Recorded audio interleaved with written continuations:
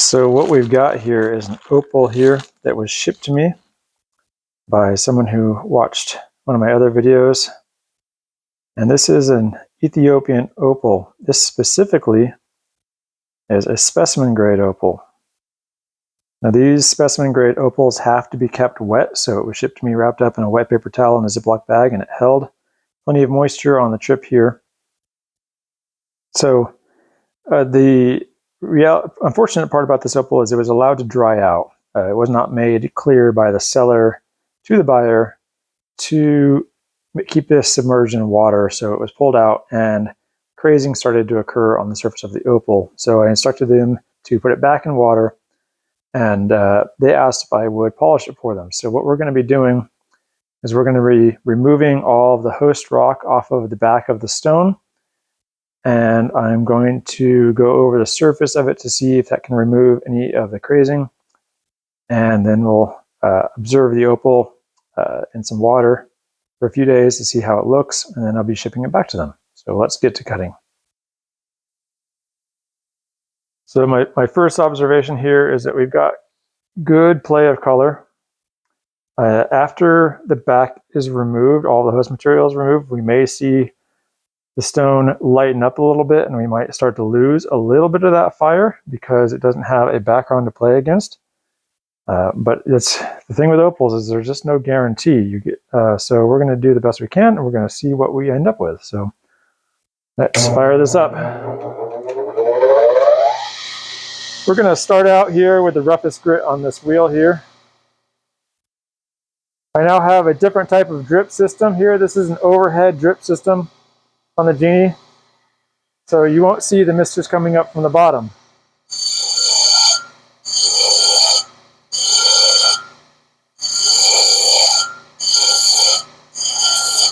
Whenever you're cutting an opal, you got to keep it wet, especially this type of opal. And this is for the opal safety and for yours. You don't want to be breathing in a bunch of dust, and you don't want the opal to overheat. You also don't want to put too much pressure against the wheel, because that can cause stress on the opal and cause any internal cracks to just continue to grow and widen. So you just have to be really patient.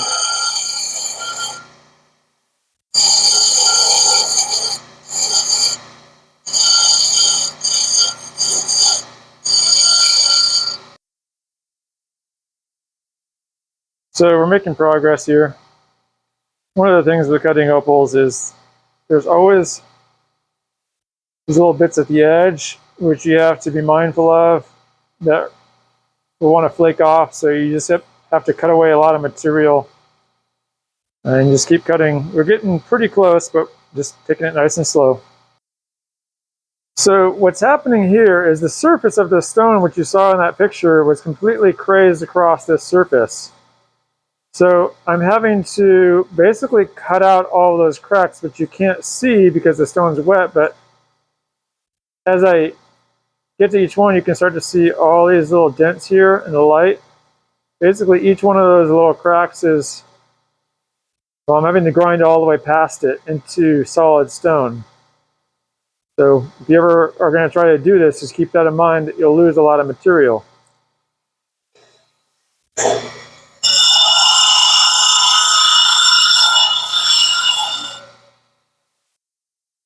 Once I've got a large portion of the pots removed here, I start imagining how I want to shape it. So what I've got here is I've got a kind of a concave area here and a convex area here on the back of the stone to create some sort of visual interest in this, which is basically going to be a pocket stone that you don't put in your pocket. And we're going to go ahead and move on down the line to some of the less coarse grits here for the final shapings before we start polishing. So we've gotten to a point now where I don't really want to remove any more of the host rock. This inclusion here, you can see in this side view, extends way up into the stone. So to remove it, I would need to remove this entire front section here. And These other internal inclusion you can see also protrudes up into the stone pretty significantly. So I'm going to leave this as is and just kind of finish it up here real quick here on the next grits.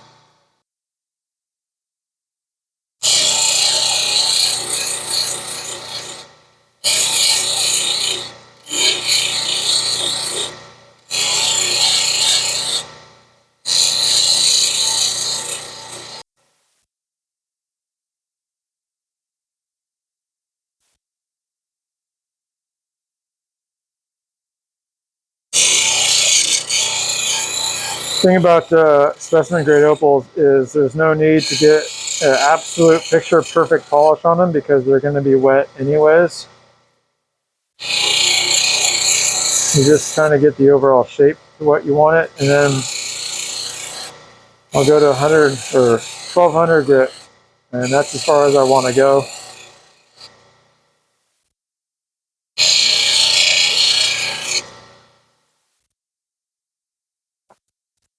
Okay, I have gotten to a point where I'm quite happy with the stone so far. And you can see there is still some host left on it, but I got this in a nice pleasing shape. It's a kind of shape that's just pleasant to hold on to. And with this type of stone, I could keep cutting it and cutting it and cutting it until there were no more cracks left. But if I did that, there would probably be no more stone left. So here's a crack I've been chasing. Here, that just does not seem to go away. Goes over here. So rather than going further and further, you can see if it's dry, you can see them.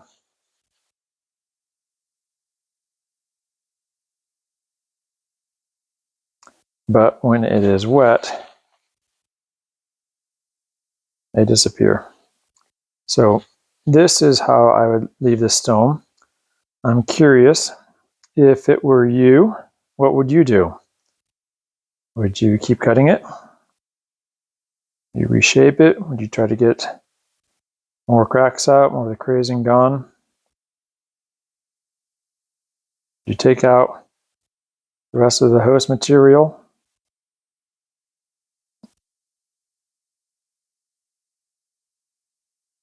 You can feel free to leave me a comment below.